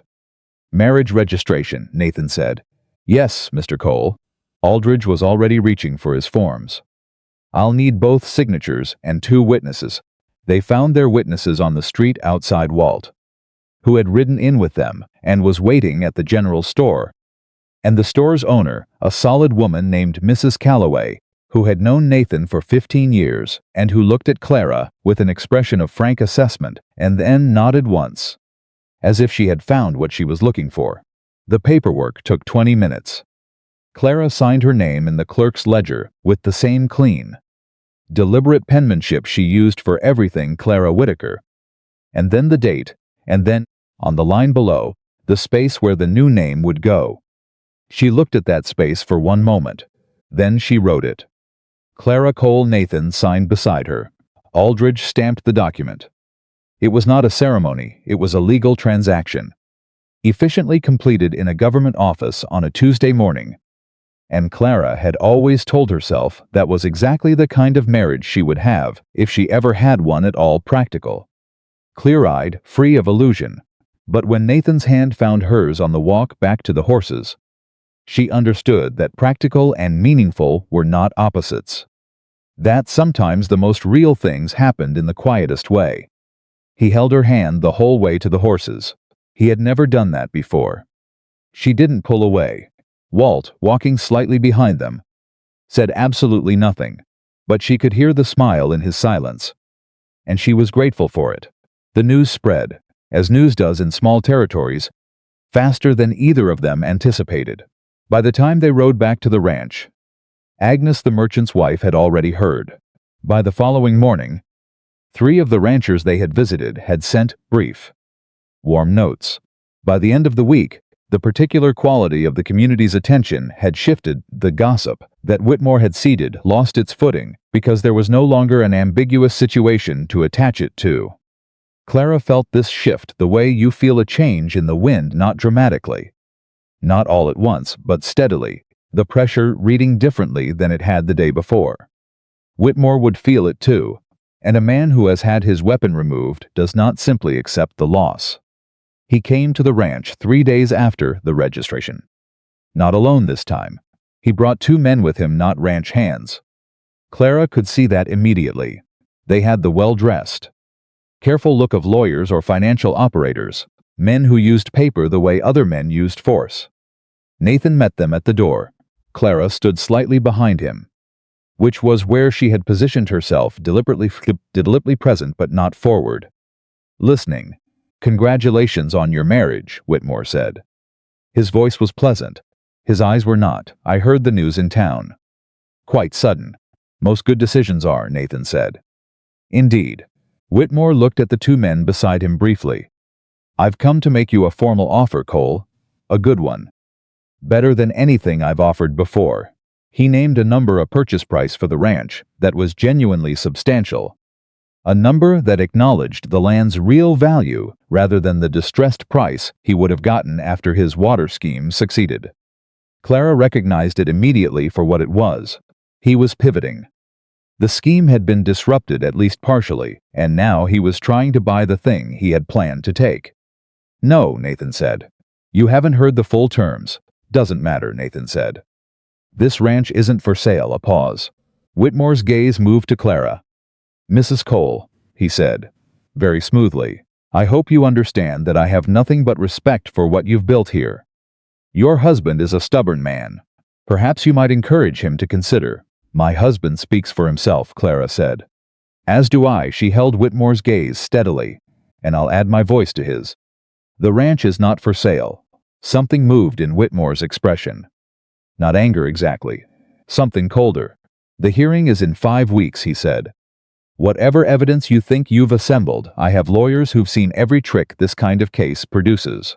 "I'm sure you do," Clara said. "But the evidence we've assembled isn't tricks. It's documents and signed statements and a pattern of conduct that goes back 4 years. Harlan Briggs is already organizing the presentation." She paused. "You should probably call your lawyers sooner rather than later." The name landed. She saw it Whitmore knew Briggs's reputation. He had not, until this moment, known who was representing the case against him. The calculation in his eyes shifted. "Good day, Mr. Whitmore," Nathan said. Whitmore and his men left. When the horses were out of the yard, Nathan turned and looked at her. "Briggs's name," he said. "He needed to understand the situation he's actually in," she said. "Not the one he thought he was in." Nathan studied her for a long moment. "You don't miss much," he said. "I can't afford to," she said. He nodded slowly. Then in the quiet voice he used for things that mattered. "Are you all right?" She considered the honest answer. "I'll be all right when this is over," she said.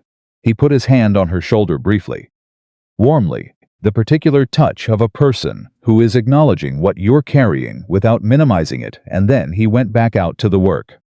Clara stood in the kitchen and let herself feel the weight of what was coming. And then she packed it away and went back to preparing for it. That evening, Harlan Briggs arrived unexpectedly, having ridden up from Cheyenne 2 weeks ahead of schedule. He was a small, compact man with white hair and a face that had spent decades in courtrooms, developing a particular economy of expression. He showed you nothing unless he intended to show it. He sat at the kitchen table with his case documents arranged before him and looked at the materials Clara had assembled over the previous weeks with the focused, rapid attention of a man evaluating a structure to see if it will hold. He went through it for an hour. Clara watched him. Nathan sat beside her. When Briggs finished, he set the last document down and looked at Clara directly.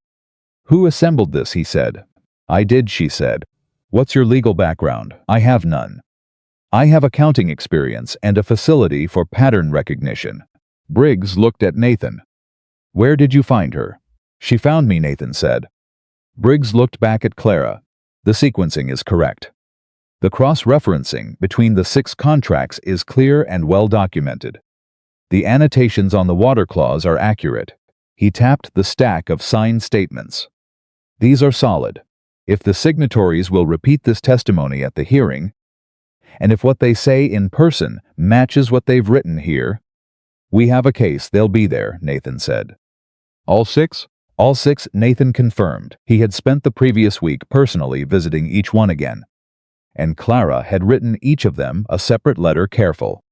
Specific letters that addressed each man's particular concern and made clear what would be expected of them at the hearing and why it mattered. Briggs nodded. "The challenge is going to be the counter-argument," he said. "Whitmore's lawyers will claim the water rights clauses were standard industry that any sophisticated landowner should have recognized. They'll argue the sellers had legal obligation to read what they signed. They were explicitly told the clauses were standard county language," Clara said. Patterson confirmed it. So did 3 others. "That's misrepresentation." "It's borderline," Briggs said. "Difficult to prove the specific verbal claim one made. Your witnesses' credibility becomes central. Then we make sure their credibility is unimpeachable," Clara said. "What does that require?" Briggs looked at her steadily. It requires that nothing Whitmore can surface about any of them becomes more newsworthy than the evidence itself, he said. Including, he paused, very deliberately, including anything about the Cole household's circumstances. Clara met his eyes. We addressed that, Nathan said. I know. The registration is public record. That helps. Briggs paused. I'm not asking about your personal circumstances. I'm telling you that Whitmore will look for anything at all to redirect the hearing's attention. He looked at Clara. Are there things in your history that he could use? Not things you've done wrong. Things he could characterize as irregular, regardless of the truth. Clara was quiet for a moment. She thought about the mail order arrangement with Gerald Fitch. She thought about how that story would sound to a man trying to make her look like someone who moved through vulnerable situations, exploiting them. Yes, she said. There are things he could characterize as irregular. Tell me, Briggs said. She told him. Cleanly, completely, exactly as she had told Nathan the Fitch letters. The train ticket, the abandoned ranch, the walk into the territory. All of it. Briggs listened without expression. When she finished, he was quiet for a moment. He'll use that, he said. The mail order bride angle. He'll frame it as a pattern of opportunism. A woman who pursues vulnerable men for financial security. That framing is false, Nathan said. His voice had an edge to it. I know it is, Briggs said. But we need to be ready for it. He looked at Clara. When he raises it, and he will, your response cannot be emotional. I need you to be able to state the facts exactly as you've stated them to me. In the same tone, without reacting to the characterization. I can do that, Clara said. I know you can, Briggs said. He said it simply, as if it were already established fact. One more thing. The documentation on the 6th contract. He pulled one paper from the stack. This one.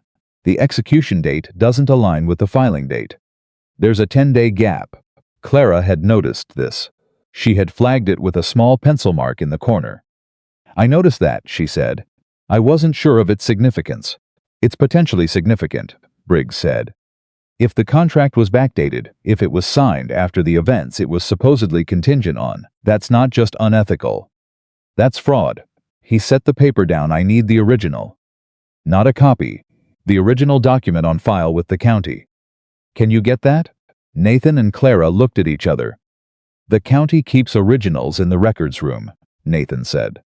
We can request access. Then do it tomorrow, Briggs said. Before Whitmore finds out we're looking at execution dates. The original document was at the county records office, filed properly in its drawer, and it confirmed what the gap in dates had suggested. The contract had been backdated by 12 days. Clara saw it in the original. The ink quality of the execution date was marginally different from the rest of the document. A detail invisible in a copy but present in the original to anyone examining it carefully in good light. She brought it to Briggs. He held it up, examined it. There it is, he said quietly. What does it mean for the case? Clara said. It means one of Whitmore's 6 contracts is fraudulent, Briggs said. Which means when he tells the hearing all 6 contracts were standard practice, honestly executed, he's lying under oath. He looked at her. It changes the entire character of the case, from aggressive but legal to criminal. Clara sat with this for a moment. He doesn't know we have the original, she said. No, Briggs said. And we don't tell him. Save it, she said. Let him make his argument. Then bring it out. Briggs looked at her with the expression of a man who does not give approval easily but is giving it now. Exactly right, he said. 3 days before the hearing. The last thing Whitmore had left came through, not through a lawyer. Not through official channels, but through a letter delivered to the ranch by private courier. It was addressed to Nathan. He brought it to the kitchen and opened it at the table. Clara watched his face as he read it. She saw the moment something in him went very still. He set the letter on the table. She picked it up. Whitmore had found Gerald Fitch. Not just found him, he had obtained a signed statement from Fitch himself, in which the man described Clara's letters to him as calculated and financially motivated. As a woman who had pursued the arrangement specifically for the land and the financial security it represented. The statement characterized her as someone with a history of targeting men in vulnerable positions. It was almost entirely fabricated. Clara could see that immediately. In the specific details, Fitch had gotten wrong the dates of letters, the content of specific exchanges, but it was signed and notarized, and it was the kind of document that, placed before a county hearing, would immediately redirect attention and raise questions she would then have to spend time refuting. She set the letter down. She was very still. Nathan was watching her. "Clara," he said. "I'm all right," she said. "You don't have to be all right about this." She looked at him. "A man I corresponded with for 8 months and never met is willing to sign his name to something false because someone paid him to do it. She stopped. "That tells you something about why I found it to trust anyone." She paused. "It also tells you that Whitmore is out of real options. This is what you use when you're desperate." Nathan picked up the letter. "I want to ride to Whitmore's office," he said. The quietness in his voice was not calmness. It was the specific quietness of a man restraining himself. "No," Clara said sharply. He looked at her. "That's what he wants," she said. "A confrontation. Something he can point to as proof that you're unstable and your case is personal rather than legal. Don't give him anything he can use." She held Nathan's gaze. "Give it to Briggs tonight. Let Briggs decide how to handle it." A long pause. Nathan put the letter down. "All right," he said. "I know it's hard," she said. "It's not about me," he said. "It's about someone saying those things about you." She looked at him, across the table. "I know," she said, and her voice was softer than she intended. "I know, that's why." He reached across and put his hand over hers on the table. She turned her hand over and held his.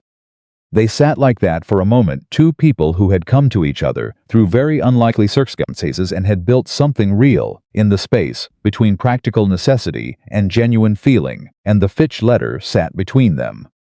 On the table like a thing that wanted to do damage, and it was going to have to get past both of them to do it. Briggs received the letter that evening and read it with the flat attention of a man who has seen attempts like this before and is already calculating how to neutralize them. "He's scared," Briggs said. "Good," Nathan said. "Scared men make mistakes," Briggs said. He held up the letter. "This is already a mistake.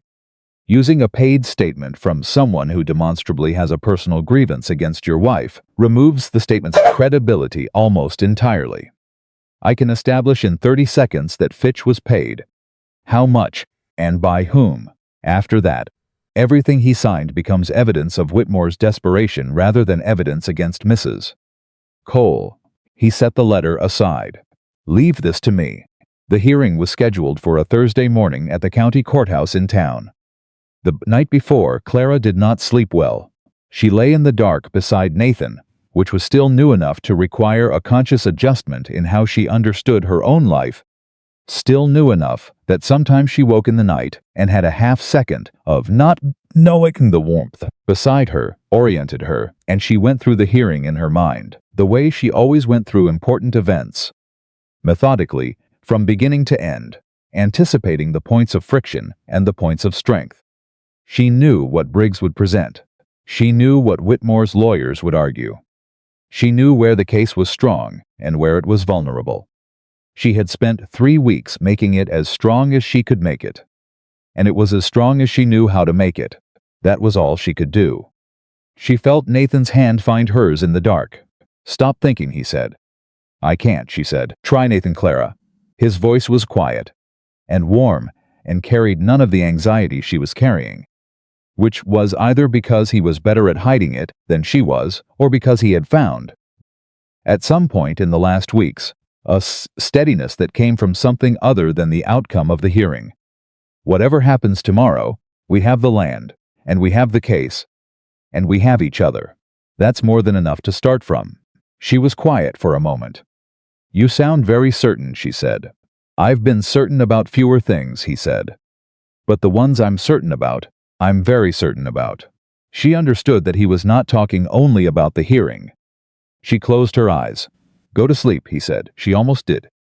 In the morning, the ranch hands were up early, and the whole yard had the particular quality of a place where people know something important is happening, and are responding to it in the only way they know how, by doing their work carefully and without unnecessary noise. Walt had polished his boots. Eddie had combed his hair. Neither of them mentioned it. Clara dressed carefully. Not formally, she had nothing formal but in her best dress. The one she had kept folded at the bottom of her traveling bag since Columbus. The navy wool one that was still good despite the miles it had traveled. She braided her hair with the precision she brought to everything. Nathan came to the kitchen door and looked at her. He said, "Red?" She said yes. She wasn't sure it was entirely true. But it was true enough to say out loud, and sometimes that was the same thing. They rode to town with Briggs, who had stayed the night, and a Walt, who had simply announced that morning that he was coming and that nobody had better tell him otherwise. And two of the ranchers who had signed statements, Patterson and a man named Gregson, who had driven in from their properties the night before. Clara sat straight in the saddle. She did not look back at the ranch as they rode away from it. She looked forward, at the road ahead, at the wide Wyoming morning, at the specific quality of light that belonged to this territory, and nowhere else the light she had first arrived in, not knowing what she would find, and which she now understood as home in a way she had not expected, and still found slightly startling when she noticed it. Whatever happened in that courtroom, she thought, she had already found the thing she came looking for. Not the thing she thought she was looking for. The real thing. The thing you can't name in a letter to a stranger or plan for in a ledger or manufacture from practical necessity. She thought of Nathan's voice in the dark, the ones I'm certain about. I'm very certain about. She straightened in the saddle. The courthouse was visible ahead, and Clara Cole rode toward it the way she had always moved through the hardest moments of her life, not without fear, but through it, with her head up and her eyes open and everything she had built, and everything she had to protect, steady behind her. The courthouse was already full when they arrived. Clara had not expected that. She had thought of this as a county land, hearing a procedural matter, important to the people directly involved, but not the kind of thing that drew an audience. She was wrong. The room held 40 people at least. Ranchers and townspeople, and merchants and wives, and the specific quality of in that told her immediately that what was happening here had been understood by the community as something larger than a single land dispute. This was a hearing about how business got done in Wyoming Territory, about whether a man with enough money and enough lawyers could quietly dismantle what other men had spent their lives building, about whether the community had the collective will to say no. She walked in beside Nathan and felt 40 pairs of eyes move to them. And she held herself the way she had learned to hold herself in rooms where people were watching, not defensively, not with performance, just upright, with her shoulders back and her face composed and her attention forward. Nathan's hand brushed hers briefly as they took their seats beside Briggs. She didn't reach for it, but she felt it. Whitmore was already seated across the room, with two lawyers flanking him, both sharp, well-dressed men who had the particular quality of people who spent their professional lives in rooms like this and knew exactly how to use every inch of the space to their advantage. Whitmore himself looked, to someone who didn't know how to read him, entirely relaxed, composed, the patient certainty of a man who has done this before and expects to do it again. Clara looked at him and saw something different. She saw a man who had received a piece of news he didn't expect, and who was holding himself very carefully to prevent that news from showing. Harlan Briggs had sent a letter to Whitmore's legal team the previous afternoon, not revealing the backdated contract, not yet, just a single line noting that certain original documents, rather than copies, had been obtained and would be presented at the hearing. That was enough. Whitmore knew something had changed. He didn't know what. Not knowing was worse than knowing. Clara had suggested the letter. Briggs opened his case with the 6 ranchers' statements, reading each one aloud in the precise, unhurried voice of a man who understands that pacing is as important as content. He let each statement sit for a moment after he read it, long enough for the room to absorb what it said before moving to the next. Patterson was in the 3rd row. She could see him from where she sat, a man who had spent 14 months living on land he used to own, working for the company that had taken it from him, and who had driven 2 hours to sit in a hard courthouse chair and tell the truth about what had happened to him. She was grateful for him in a way she hadn't expected. Whitmore's lawyers objected several times during the reading of the statements. The presiding official, a county commissioner named Hatch, who had the weathered, deliberate look of a man who had been running meetings in difficult rooms for a long time, overruled the objections each time, patiently, without drama. Then Briggs laid out the contracts. He walked through each one methodically, explaining the water rights clause in the same plain language Clara had first explained it to Nathan, not legal language designed to impress, but working language designed to be understood. He explained what the clause said. He explained what it meant. He explained what the cumulative effect of 6 adjacent properties carrying that clause would be on Cole Ranch's eastern boundary in any drought year. Whitmore's lead lawyer was on his feet before Briggs finished the last sentence. "Commissioner, what my client's contracts contain is entirely standard. Let him finish," Hatch said. The lawyer sat down. Briggs finished. Then Whitmore's lawyers made their argument, and it was good. Clara admitted to herself. They had prepared carefully.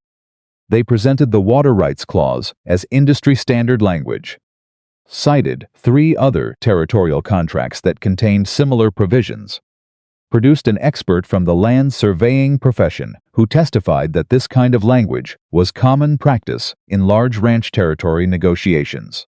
The room shifted slightly. She could feel it, the particular collective uncertainty of people who have been told one thing and are now being told another and don't have the technical knowledge to resolve the conflict themselves. This was the moment Whitmore had built toward. The moment where complexity became confusion and confusion became doubt. Clara looked at Briggs. Briggs was writing something on a notepad. He looked up at her. He gave her the smallest possible nod. She breathed. When it was Briggs's turn to respond, he did not immediately attack the industry-standard argument. Instead, he asked Commissioner Hatch for permission to introduce a new piece of evidence, he said, that had been obtained from original county records and not previously circulated to opposing counsel. Though he was happy to provide copies now, Whitmore's lead lawyer came out of his chair. "Commissioner, this is highly irregular." "How recently was this obtained?" Hatch asked Briggs. 3 days ago, Briggs said, from the county records room. "Public record." Hatch looked at Whitmore's lawyer. "It's public record, counselor. Sit down." The lawyer sat down. But his face had changed. Briggs placed the original 6th contract on the table in front of the commissioner. He placed beside it a copy of the same contract, the copy that had been produced in the initial records request weeks earlier. He explained the discrepancy in dates.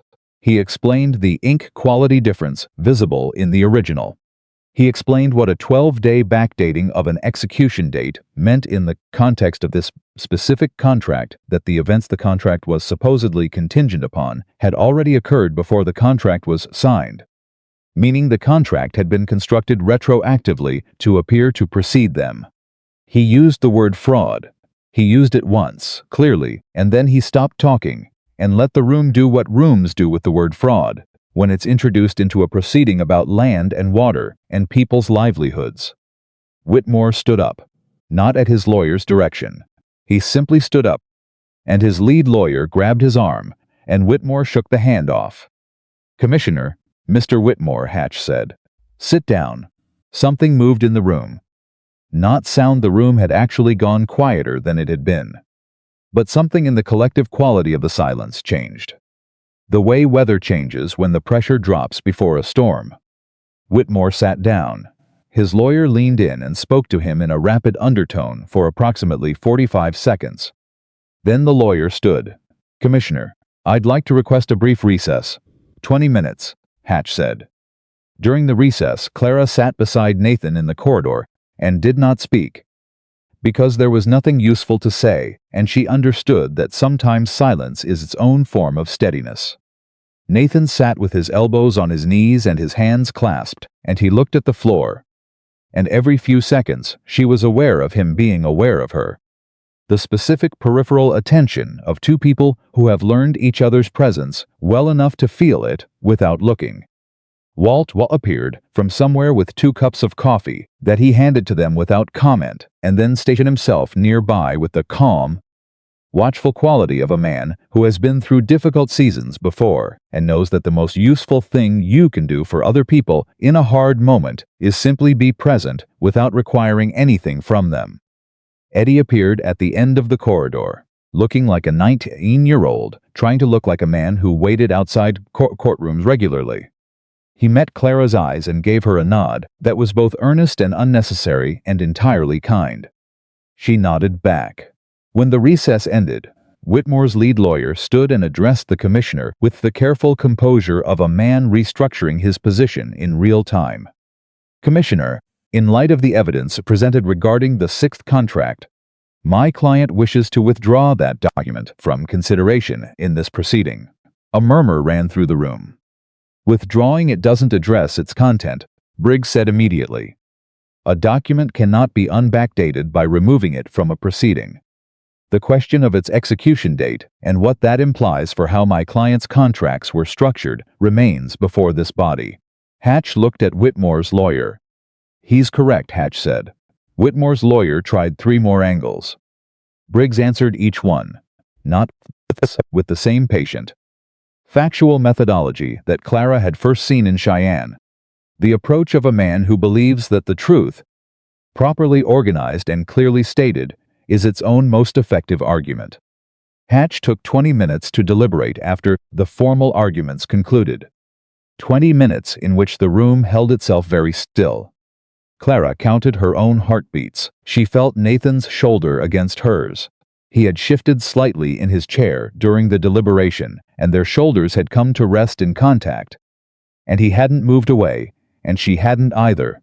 She thought about an abandoned cabin, and a woman on a cold floor, and 4 words to a stranger in the dark.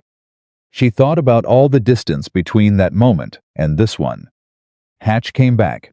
He sat down. He looked at his notes. He looked at the room.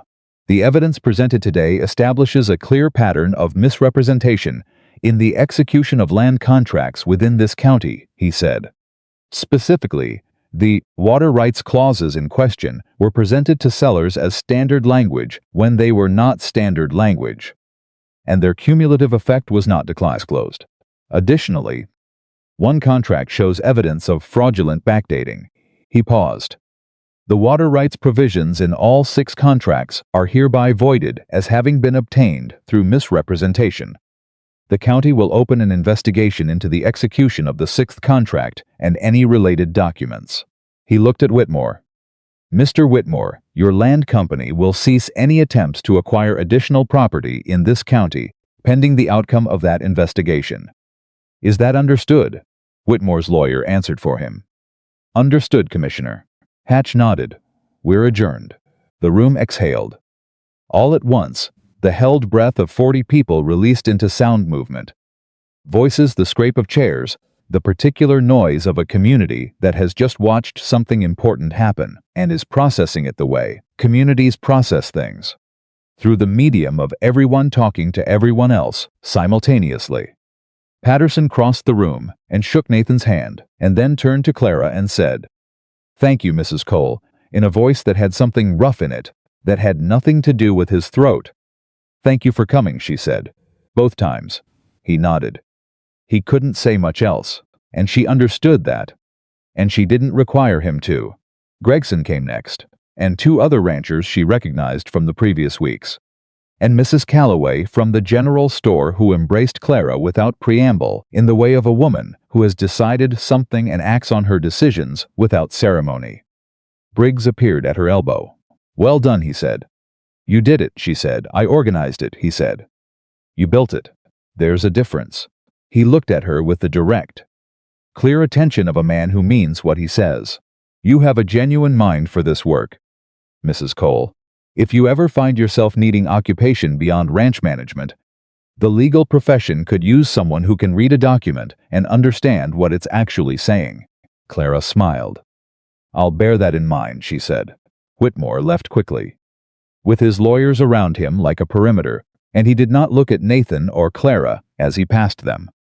But at the door he stopped just for a moment, just 1/2 second, and Clara caught the angle of his face as it turned slightly in her direction. It was not anger. It was the particular expression of a man revising his understanding of how something went wrong. A man who had identified what he thought was a soft point and had been shown, too late, that he had been entirely mistaken about its nature. She held his gaze for the 1/2 second it lasted. Then he was gone. On the ride home, the afternoon was wide and warm, and the kind of clear that Wyoming got after difficult weather had passed through. And Clara rode beside Nathan through a landscape she had come to know well enough to feel in her body rather than read with her eyes. She knew where the trail dipped and where it rose, knew which stretch of ground the horses always wanted to move faster over and which section of fence line was visible from which angle. She knew this land. It was a strange, solid feeling for a woman who had spent most of her life knowing no land at all. Walt was riding, slightly ahead, apparently in conversation with Patterson, who had ridden part of the way with them. Eddie was somewhere behind, probably dawdling, which was his habit when the working pressure was off, and he didn't need to maintain any particular pace. Nathan rode close enough that their horses occasionally drifted near each other. "It's over," he said. "The hearing is over," she said. "The investigation will take months. But the ranch is safe." "The ranch is safe," she confirmed. He was quiet for a moment. "Clara." She looked at him. "Are you happy?" he said. It was such a plain, direct question, so characteristically him. Bypassing everything peripheral and going straight to the thing he actually wanted to know, that she felt it land somewhere very specific. She thought about happiness, not as a performed state, not as an absence of difficulty, but as the real thing, the quality of being in a life that is actually yours, that you actually chose, that fits the person you actually are, rather than the person you had to be in order to survive. "Yes," she said. She meant it completely. He nodded, as if she had confirmed something he already knew, but wanted to hear directly. And he looked back at the trail ahead. Then, after a moment, "Good. So am I." The ranch felt different when they rode back into the yard. Not because anything had changed. Structurally, the buildings were the same. The horses were the same. The particular smell of the place she had come to know as specifically home was the same. But there was a quality to the afternoon light on familiar things that had something of relief in it. Or maybe resolution, the way a chord sounds different when it finally resolves to the note it's been moving toward. She dismounted and handed her horse to Eddie, who had ridden in just behind them. She stood in the yard for a moment. She thought about the woman who had arrived here cold, exhausted, humiliated by her own desperation, holding the wreckage of a plan that had never been solid enough to deserve the trust she'd put in it. That woman had stood in a stranger's kitchen and made cornbread from a half-empty larder and told herself this was just a temporary arrangement and she would move on when something more practical presented itself. She thought about how long it took her to admit that what had presented itself was already the most practical thing she had ever been offered. Not because it was safe, but because it was real. She went inside. She started the stove. Walt came in 10 minutes later and sat down at the kitchen table and accepted the coffee she had already started making without being asked. "You did good today," he said. "Briggs did good," she said. "Briggs had good material to work with," Walt said. "Because you built it." He wrapped his hands around his cup. "Mrs. Cole," he stopped. She turned to look at him. He was looking at his coffee with the careful expression of a man deciding whether to say the thing he is thinking. "Say it, Walt," she said. "This ranch was dying," he said quietly. "Not the land, not the cattle. The ranch. The living part of it. The part that makes it a place instead of just a property." He looked up at her. "It's not dying anymore." She held his gaze. "I know," she said. "I can feel it." He nodded. He drank his coffee. He didn't say anything else. Because he was Walt, and Walt didn't say things he didn't mean, and didn't repeat things once they'd been properly received. That evening, after the meal was done, and the hands had drifted out to their usual end-of-day routines, and the house had settled into its evening quiet, Nathan came and stood in the kitchen doorway in the way that he had been standing in that doorway since the first night, that particular way of occupying a space that wasn't quite coming in and wasn't quite staying out. As if he was still even now asking permission to be near her. She had found this habit of his achingly familiar. She had found many things about him achingly familiar. In the way that things become familiar when they have been part of your daily life long enough to be woven into the ordinary fabric of how you move through your days, the specific sound of his boots, the particular angle of his shoulders when he was thinking about something complicated, the way he held his coffee cup with both hands, the half smile that still didn't always complete its journey. "Come in," she said. "You don't have to stand in the doorway." He came in. Sat down. Accepted the coffee she poured. They sat at the kitchen table, the way they had been sitting at the kitchen table together for 2 months now, comfortable in the shared silence, not needing to fill it with words to prove they were connected. "I've been thinking," Nathan said. "Tell me.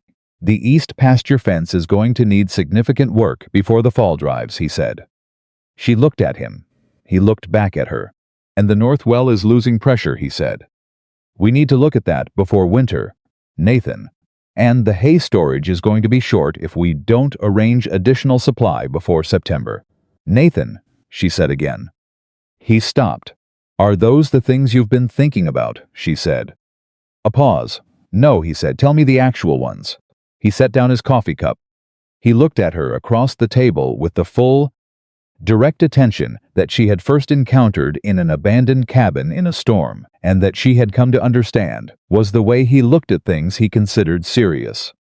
Things he intended to see clearly and completely. "I think about the night I found you," he said.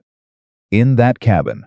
I think about what would have happened if I hadn't ridden out that direction. If the weather had been different, or if I'd taken the other trail." He paused. "I think about how close it was. And it scares me in a way that the land and the cattle and Whitmore never scared me. Because those are things I can fight. I don't know how to fight the idea of you not being here." She was quiet for a moment. "I think about it too," she said. "Not the almost missing. The other part. The part where you walked through that door, and I said the most humiliating thing I have ever said to another person. And you didn't make me feel humiliated." She looked at him. "You made me feel found." He reached across the table. She put her hand in his. "I was," she said, "found. I just didn't know it yet." He turned her hand over in his. The way he had done the night he proposed the gestures, that was not dramatic, not theatrical, just the handling of something he intended to keep. "Clara." He said her name as if it contained a complete sentence. "I don't know how to tell you what the last 2 months have been. I don't have the words for it. I just know that I stopped dreading mornings somewhere around the 2nd week, and I haven't dreaded one since." She felt the sting behind her eyes. She did not push it back this time. She let her eyes fill just slightly, just honestly, because she had learned, in these months, that letting a true thing show was not the same as losing control of it, and that a person who never let anything show was not stronger than one who did. They were just lonelier. "I stopped counting days," she said quietly. "I used to count everything. Days until the next thing. Money until the next month. Steps until the next destination. I don't count anymore." She squeezed his hand. "I think that's what home does. It makes you stop counting because you've stopped trying to get somewhere else." He looked at her for a long moment. Then he stood up, and he came around the table, and he did something he had not done before. He pulled her gently to her feet. And he held her, properly held her, in the kitchen that she had reorganized, and the house she had brought back to life, with the Wyoming evenings settling outside the windows and the familiar sounds of the ranch winding down around them. She pressed her face against his shoulder. She felt his hand on the back of her head. She stood very still, and she let herself have this fully, without analyzing it, without filing it, without asking herself whether it was practical or warranted or sustainable or anything at all except what it was. He held her. For a long time he just held her. Later, when they had let go and she had wiped her eyes with the complete lack of self-consciousness that comes from being with a person who has already seen you at your worst and chosen to stay, She sat back down at the table, and he sat across from her. And something between them was different, in the way that things are different after the last wall comes down, not dramatically. Not with ceremony, just with the quiet, permanent quality of a change that has finally finished happening. The east pasture fence, she said. He almost smiled. We'll need to pull the records on the survey markers before we commit to the repair line, she said. And for the north well, I know a man in Casper who does water assessment work. I can write to him this week. And the hay, he said. I'll contact 3 suppliers and compare pricing. We'll get the best arrangement. She pulled her ledger toward her. I also want to talk about the household account for next year. We saved significantly on the supply renegotiations, and I think we should reinvest that in the operation rather than just holding it. All right, he said. And I want to hire a second kitchen assistant before spring. The operation is growing, and one person managing the full household isn't sustainable at this scale. Fine, he said. She wrote something in the ledger. He watched her write. Clara, he said. I love you. She stopped writing. She looked up. He was watching her with the steady, unhurried certainty of a man who has said something true and is willing to wait as long as necessary for the person he said it to receive it properly. She set her pencil down. She looked at this man, this quiet, stubborn, infuriating kind. Entirely unexpected man who had walked through a storm-dark doorway and changed the entire direction of her life simply by not leaving, and she understood that all the ledgers in the world, and all the practical arrangements, and all the efficient systems and careful plans she had built and would continue to build were the structure of a life. But not the life itself. The life itself was this. This table. This kitchen.